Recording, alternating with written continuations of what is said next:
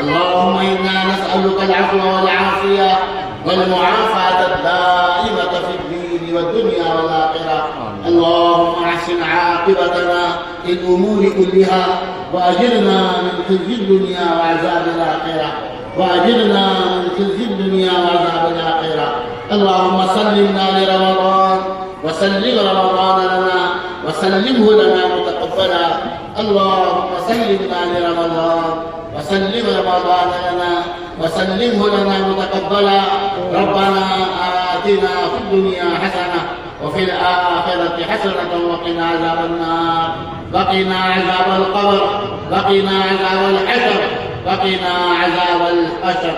اللهم إنا نسألك من خير ما سألك منه نبيك سيدنا محمد صلى الله عليه وسلم، ونعوذ بك من شر ما استعاذ منه نبيك سيدنا محمد صلى الله عليه وسلم. وأنت المستعان وبك نستعين، وأنت المستعان وعليك البلاغ، ولا حول ولا قوة إلا بالله العلي العظيم.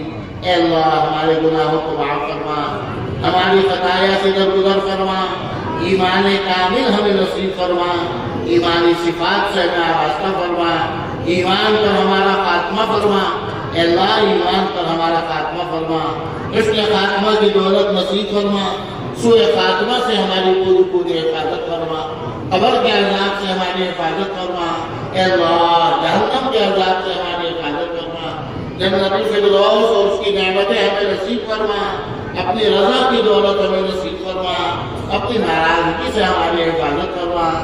السلام علیکم سامعین، یہ ویڈیو آپ نے سن لی.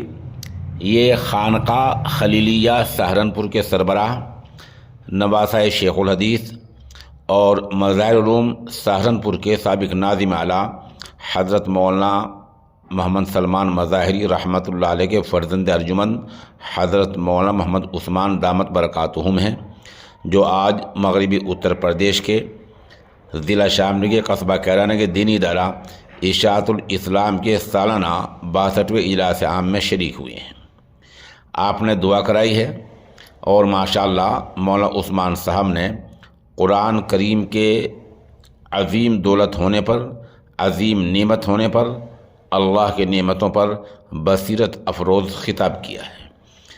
آپ کے ساتھ وہیں سے مظاہر علوم کے استاد مولانا قاری احمد ہاشمی صاحب بھی تھے، اور ماشاءاللہ جب آپ نے صدر دروازے میں قدم رکھا تو مولانا برکت اللہ امینی اور مولانا گلزار قاسمی اور مولانا جنید ندوی، ڈاکٹر عظمت اللہ خان کی معیت میں علماء اور دانشوروں کی جماعت نے آپ کا والہانہ استقبال کیا.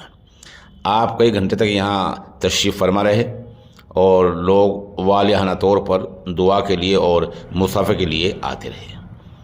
آپ ان ویڈیوز میں دیکھ رہے ہیں کس قدر یہاں جمع غفیر ہے اور کس طرح کا ہجوم ہے. اشاعت الاسلام میں آج 11 طلبہ کی تکمیل قرآن اور 42 طالبات کی تکمیل قرآن ہوئی ہے. اسی حساب سے ان بچوں کی دستار بندی ہوئی ہے، تصویر میں آپ دیکھ ہی رہے ہیں. اور یہاں ماشاءاللہ اور بھی کئی علماء نے خطاب کیا ہے. مولانا مشرف دولت پوری، مولانا گلزار قاسمی، مولانا جنید ندوی، مفتی اطہر شمسی، ان لوگوں نے خطابات کیے ہیں.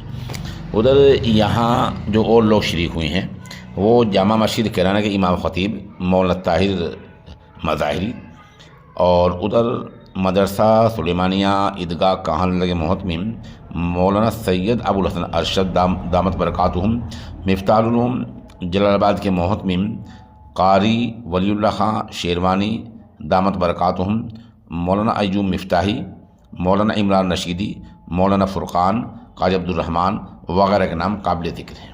اجلاس کو کامیاب بنانے میں ڈاکٹر عظمت اللہ خان، شاذر خان، ڈاکٹر عامر خان، حافظ انتظار وغیرہ نے نمایاں خدمات انجام دی ہیں. یہ اجلاس مولانا سید عثمان دامت برکاتہم کی دعا پر ہی اختتام پذیر ہوا ہے. آخر میں ادارے کے محتمم مولانا برکت اللہ امینی نے تعلیمی اور مالی رپورٹ پیش کی، جس پر حاضرین نے اطمینان کا اظہار کیا. ادارے کے نائب محتمم ماسٹر سمیع اللہ خان نے حاضرین کا شکریہ ادا کیا.